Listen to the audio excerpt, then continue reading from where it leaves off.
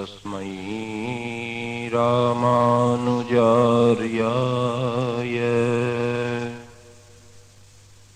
नमः परमयोगिने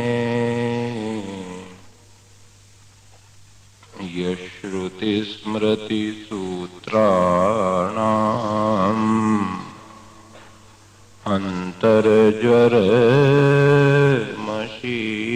अन्तर्ज्वरमशीषमत् यो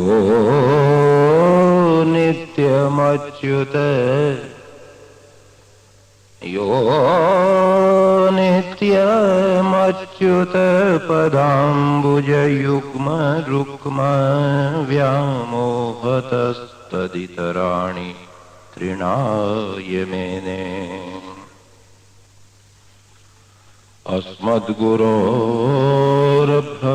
अस्मद्गुरोर्भगवतोऽस्य दयैकसिन्धो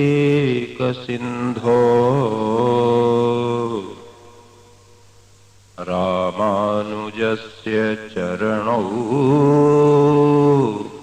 शरणं प्रपद्ये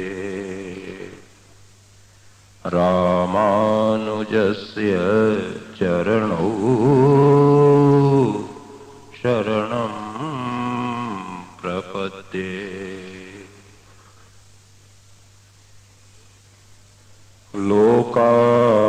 लोकाभिरामं रणरङ्गधीरम्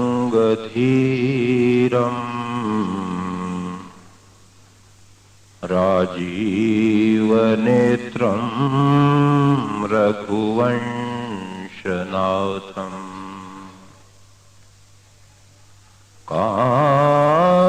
कारुण्यरूपं करुणाकरन्तम्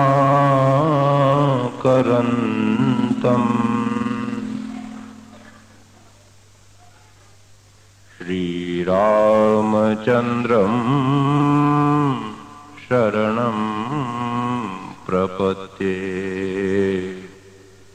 श्रीरामचन्द्रं शरणं प्रपद्ये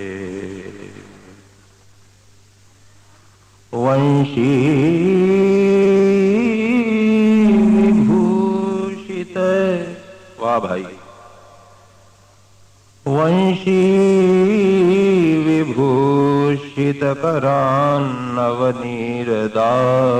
वंशीविभूषितकरान्नवनीरदाभात् पीताम्बरात् अरुणबिम्बफलाधरोष्ठात् पूर्णेन्दुसुन्दरमुखात्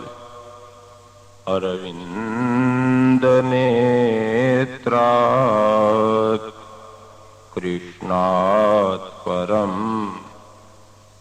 किमपि तत्त्वमहं न जाने।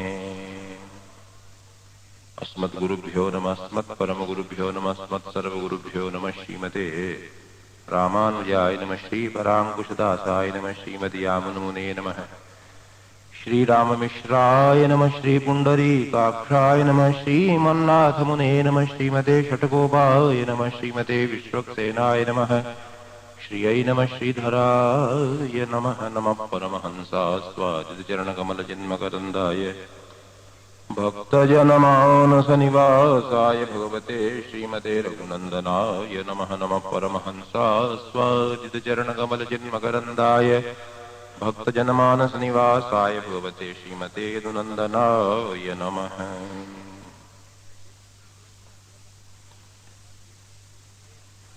श्रीराम जय जय राम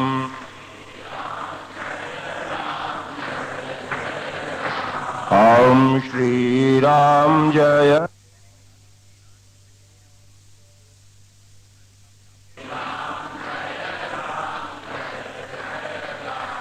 ओम श्रीराम जय जय राम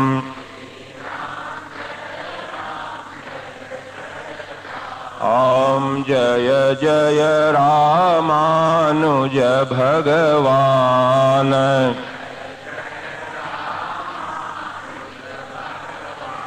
भगवान श्री राम जय जय राम।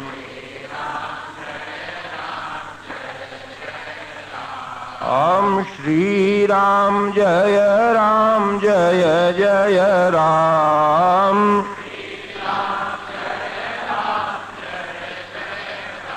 ओम श्री राम जय जय राम। ओम श्री राम जय जय राम। ओम श्री राम जय जय राम।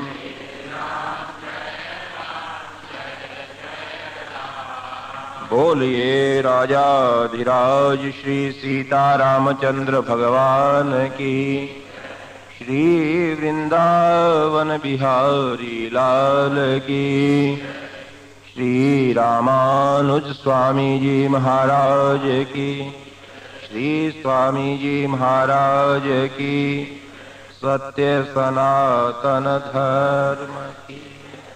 स्वामी जी महाराज की समुपस्थित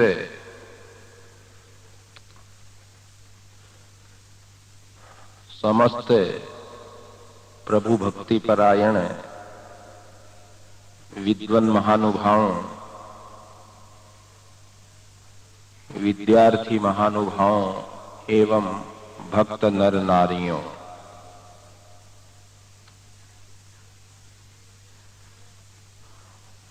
बड़ी प्रसन्नता है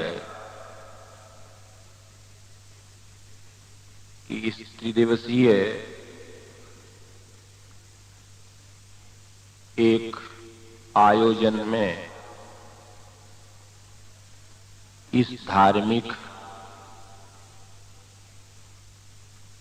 कार्यक्रम के अंतर्गत हम सम्मिलित होकर के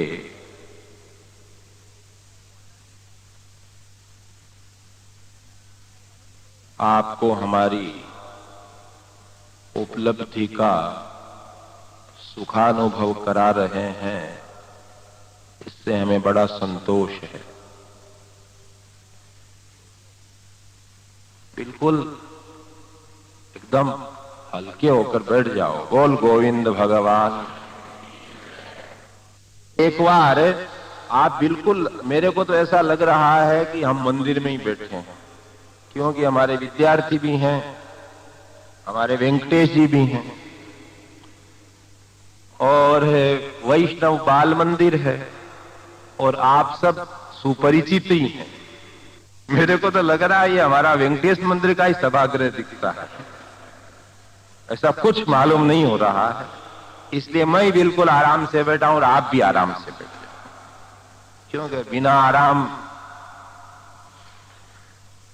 तो एक बार ऐसा आयोजन हुआ था, इन लोगों ने वहां हमारे मंदिर में ही आयोजन किया था।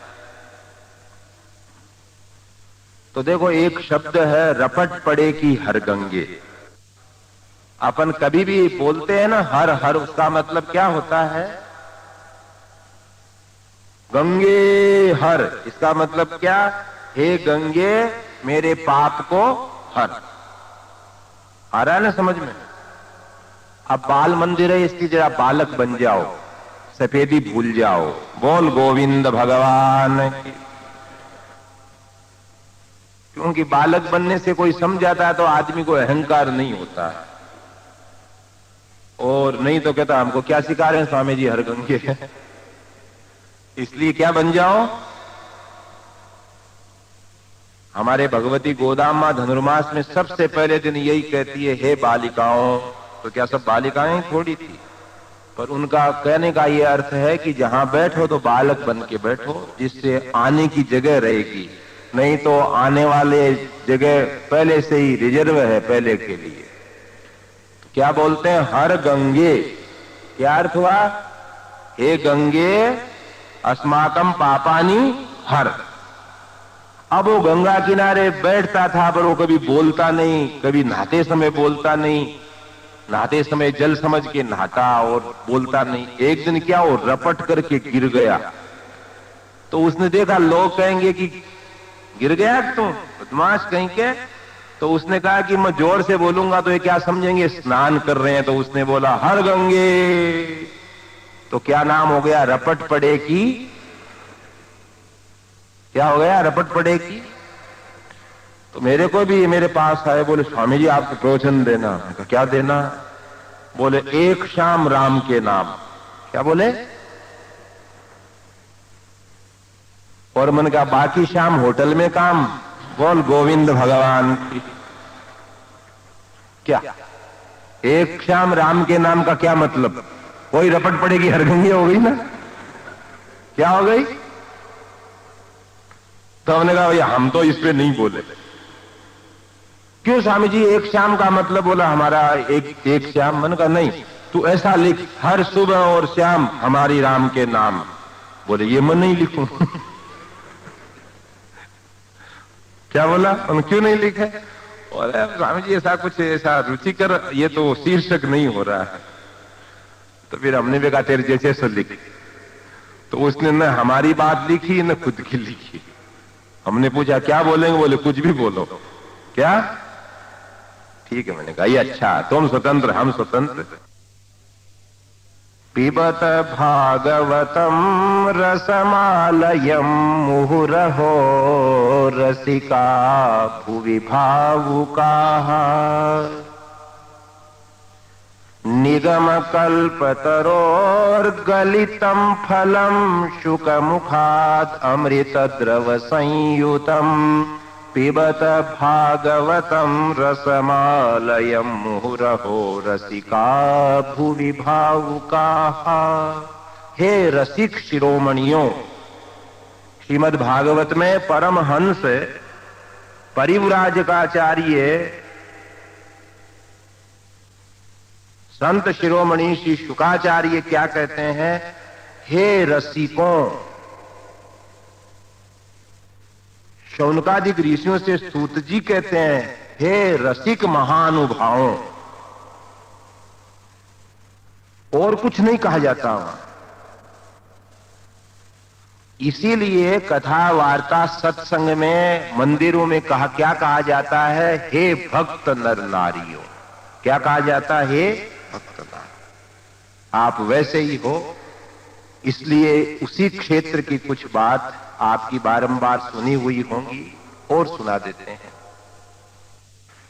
एक भजन गाया जाता है, प्राय हम सुनते रहते हैं। मैली चादर ओढ़ के तेरे, क्या है, मैली चादर ओढ़ के, मैली चादर ओढ़ के कैसे द्वार तुम्हारे आऊं मैं। मैली चादर ओढ़ के कैसे द्वार तुम्हारे आऊं मैं। ऐसा है, सुनते रहते हैं अपन। तो बताओ आप हम उजली चादर वाले हैं कि मैली चादर वाले हैं, बोलो। बोल गोविंद भगवान। संतों की वाणी है, मैली चादर ओढ़ के कैसे द्वार तुम्हारे आऊं मैं। हे परम परमेश्वर तुझको। आगे बहुत बड़ा भजन। तो आप ये नक्की समझ लीजिए कि अपनी भी चादर, ताना बाना चादर बनता है ना। ताना बाना बुनने पे कपड़ा बनता है, वही चादर। तो हमारे कर्मों के ताने बाने पाप युक्त है, इसलिए ही जन्म हुआ है, नहीं तो जन्म होता ही नहीं।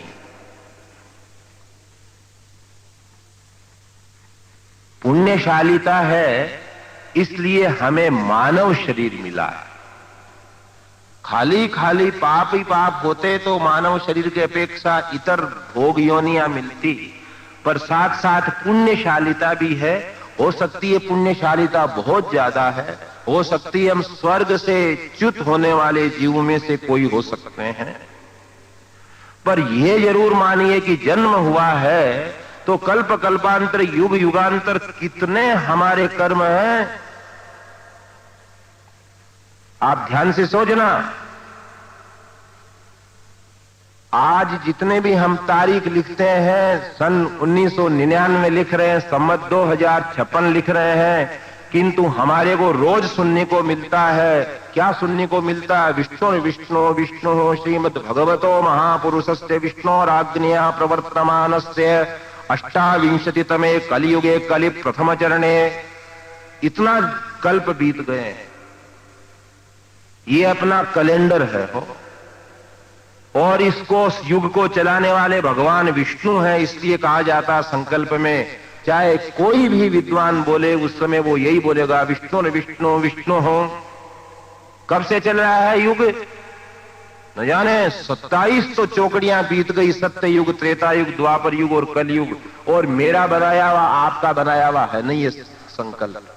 आपने किससे सुना? पंडित जी से। पंडित जी ने किससे सुना? पुराने पंडित जी से। उनने किससे सुना? किसी का बनाया हुआ है? कब से चला आ रहा है? परंपरा से चला आ रहा है। इसलिए अपनी मैली चादर न जाने किस दिन से शुरू हुई थी, भगवान ही जाने। बोल गोविंद भगवान। चली आ रही है, कभी काला रंग ज्यादा लग गया, कभी लाल रंग ज्यादा लग गया, कभी नीला लग गया, कभी कौन सा मैल लग गया, कभी कौन सा मैल लग गया, लगा लग करके रसोई का कपड़ा होता है ना, जिसमें चिकट भी पूछ दिया, घी भी पूछ दिया, मिर्ची मसाला भी पूछ दिया, सर्फ फर्श भी साफ कर दी। और ऐसे कपड़े को कोई ले जाता है क्या साथ में? ऐसे कपड़े को कोई यूं तिलक की जगह टांगता है क्या ऐसा दरवाजे पे बांदरवार की जगह? बोलो, ऐसा गलीच कपड़ा हो जाए, बिल्कुल लाल पीला काला चिकट लगा हुआ, मिर्ची मसाला लगा हुआ, हल्दी रंग लगा हुआ, दुनिया भर का, उसको कोई अपने घर पे बांदरवार की तरह टांगेगा? यूं फेंकेंगे। ऐसी हाल अपने जन्म जन्मांतर युग युगांतर कल्प कल्पांतर के संचित और ऐसे कर्मों से हो चुकी है कि वहां भगवान की तरफ जाने के लिए हम खुद ही कहते ना ना हम तो बहुत गंदे हैं, वहां थोड़े हमको कौन ले जाएगा। इसलिए भजन बना है, मैली चादर ओढ़ के कैसे द्वार तुम्हारे,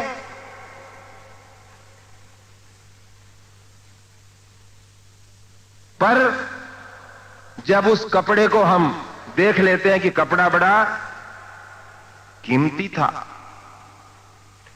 घर की कोई बहुत सयानी स्त्री कहती है, बेटी, बोले हाँ मां, इस कपड़े को तो कोने में क्यों फेंक रही है? बोले कितना गंदा है।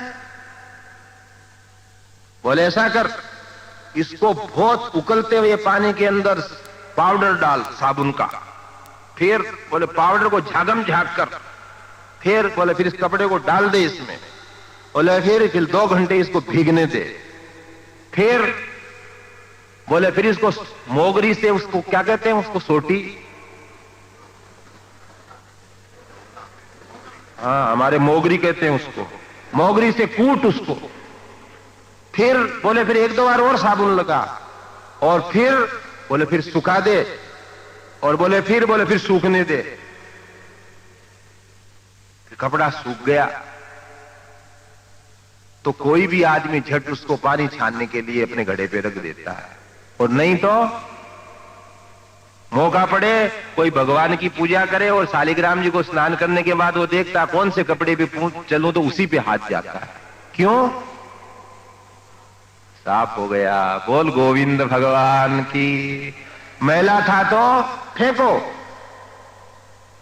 और साफ था तो अपनाओ। अब क्यों कपड़ा मैला हो गया, न जाने क्या क्या उस मालिक ने उससे काम ले लिया। इसलिए अपने चादर ने भी अपने इस जीवात्मा के क्या क्या संस्कार हो गए थे कि कभी इसने कौन सा मैल लगा लिया, कभी कौन सा मैल लगा लिया, कभी कौन सा मैल लगा लिया, कभी कौन सा मैल लगा लिया। और मैल लगाया जब तो जन्मे, नहीं तो जन्मते ही नहीं हो।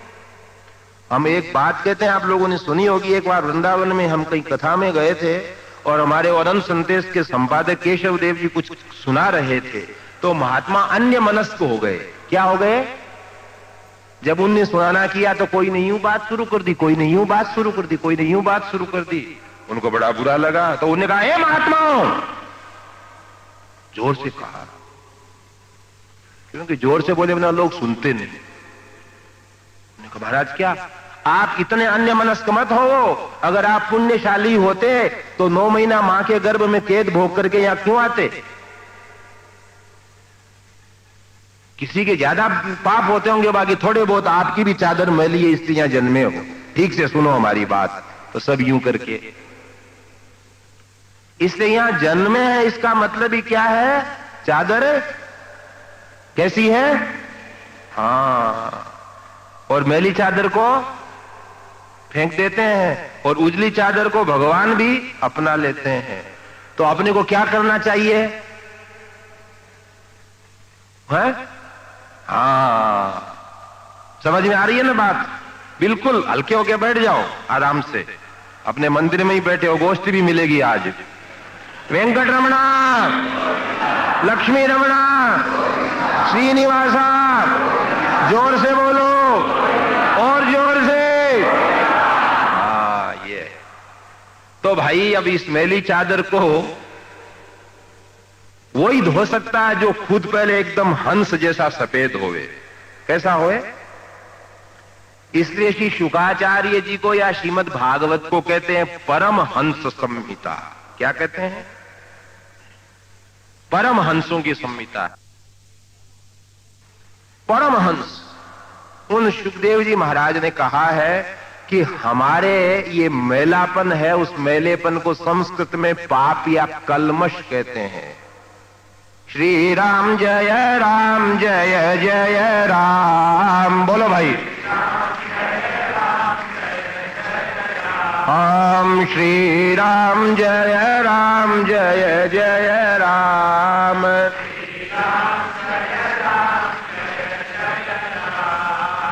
हाँ, आप लोग फिर ध्यान से सुनना। मैलेपन को संस्कृत में क्या कहते हैं? कलमश, बोलो। हाँ, लोकस्य सद्यो विधुनो, सारे कर्मों को धोने के लिए जब कथा सुनाना शुरू की तो उनने मंगलाचरण किया है, लोकस्य सद्यो विधुनोति कल्मषम तस्मै सुभद्र श्रवसे नमो नमः।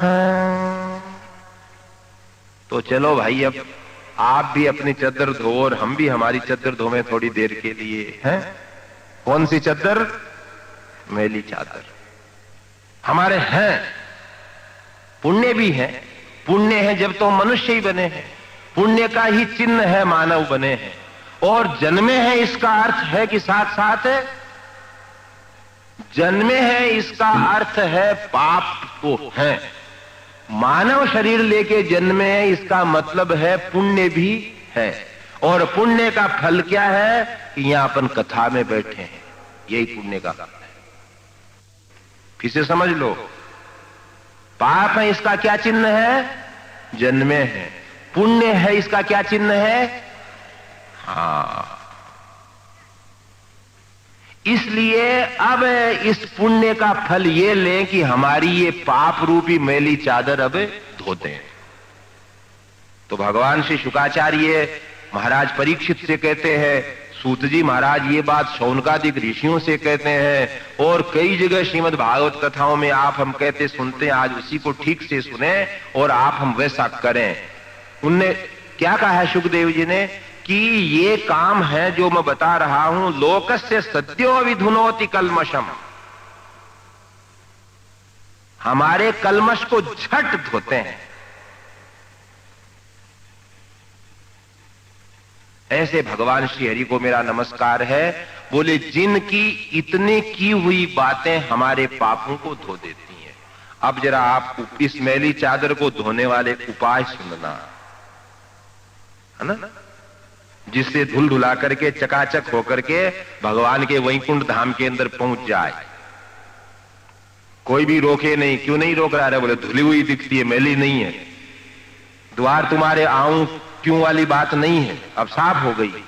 यत् कीर्तनम यत् स्मरणम यदीक्षणम यद्वंदनम यच्छ्रवणम यदर्हणम लोकस्य सद्यो विधुनोति कल्मषम तस्मै सुभद्र श्रवसे नमो नमः। यत् कीर्तनम लोकस्य सद्यो विधुनोति कल्मषम, भगवान की इतनी बातें मनुष्यों के पापों को तुरंत नष्ट कर देती हैं। कितनी बातें? भगवान का किया हुआ कीर्तन। यत् कीर्तनम, पहला उपाय क्या? भगवान का किया हुआ, बोलो पहला उपाय क्या? बोलो भगवान का कीर्तन, बोलो। हाँ याद रख के जाना ये सब। पहला उपाय क्या? यत् कीर्तनम, सबसे पहला उपाय है अपने जन्म जन्मांतर के युग युगांतर के कलमश पाप दुष्कृत्यों को नष्ट करने के लिए कीर्तन करना भगवान का। तो सबसे पहला उपाय क्या है? इस युग युगांतर के मैलापन छुटाने के लिए उन अमलात्मा भगवान परमात्मा का पाप नष्ट करने वाला पवित्र नाम का कीर्तन करें। मारवाड़ में कहावत है, कूद्योर तो मोड्यो बैकुंठ माए है। कुछ लोग ही समझेंगे, सब नहीं समझेंगे कि यहां से चोला छूटा कि, इसलिए अपने को जो समझना बात को, खुद कीर्तन करना और लोगों से करवाना। हमारे श्री वेंकटेश मंदिर में, हमारे नहीं, यहां जहां जब कीर्तन होता है उत्सव महोत्सव में, तो दीवारें बोलने लग जाती हैं, आवाज आने लग जाती है। क्या चुपचाप लोग सुनते रहते। कई लोग कीर्तन होने के बाद ही सरकते नहीं है। हमने इनको धुलाई का एहसास होने लग गया है। बोल गोविंद भगवान की। अगर अपन कीर्तन करते करते नहीं सरके और कहें कि जरा और इसको कीर्तन को बढ़ने दो, तो आप समझ लो हमारी मैली चादर धुलने का एहसास हमको होने लग गया है।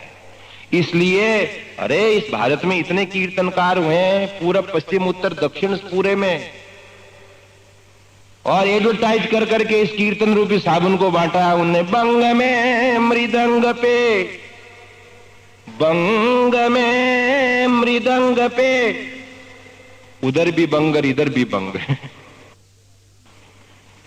भाई इसने हमको बुलाने में बड़ा प्रयत्न किया, इसलिए मेरे को इस पे बड़ी दया आ रही है और खुशी भी हो रही है, और मेरे को इससे और कोई मतलब नहीं हो। मैं नटता रहा, ये मनाता रहा मेरे को। मैंने कहा मैं बंबई रहूंगा, मद्रास रहूंगा, फ्लाइट से आऊंगा तो बोल पैसा दे दूंगा। मना नहीं किया है। तो उधर भी बंग, किधर? बंगाल। बंगाल में चैतन्य महाप्रभु ने बंग में ऐसे ही एक जना तो बोले श्री राम जय जय राम, दूसरा बोले श्री राम जय जय राम। तो कीर्तन नहीं भूलता। वो बंग में मृदंग पे गोरांग ने उमंग भरे, बाट्यो हरि कीर्तन को आनंद अपार है। अपार कीर्तन का आनंद बांटा उनने। फिर बंगाल से आओ बिहार की तरफ, उत्तर प्रदेश की तरफ, कबीर जी थे, सूरदास जी थे। तानपुरो सूर को त्यों खंजरी कबीर जी की, दूर दूर की नोनी की भक्ति को प्रचार है। पूरे भारत की सब चादर धोने लगे वो। बंग में मृदंग पे गोरांग ने उमंग भरे, बांट्यो हरि कीर्तन को आनंद अपार है। तानपुरो सूर को त्यों खंजरी कबीर जी की, दूर दूर कीनोनी की भक्ति को प्रचार है। तुकाराम महाराष्ट्र, तुकाराम हरि नाम नाम भंडारा गिरी नरसी गुंजायो जूनो गढ़ गिरनार है। और घूंघरू झनक कर ताल की खनक मीरा भक्ति की मेवाड़ में बहाई गंगे धार है। घूंघरू झनक कर ताल की खनक मीरा भक्ति की मेवाड़ में बहाई गंगधार है।